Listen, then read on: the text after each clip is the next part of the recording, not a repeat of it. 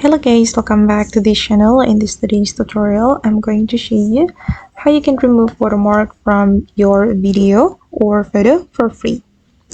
Okay, let's get into it guys. First thing first, you need to go to your browser and then you have to search for this website, anyeraser.media.io. We're going to use this website to remove watermark from our video or from our photo. And you have to log into this website first to use the AI tool to remove the watermark. And here I have logged into this website, and then we can click on upload here, and you can select a video or a photo you want to remove the watermark from. And I'm gonna go with this video.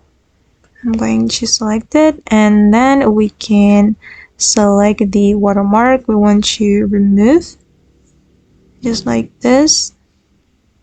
Okay, and then you can click on remove object now. Okay, and just wait for a moment guys.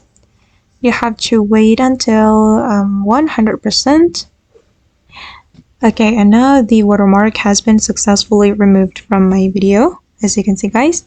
And if you want to download the video, we just need to click on download and the video will be saved to our device.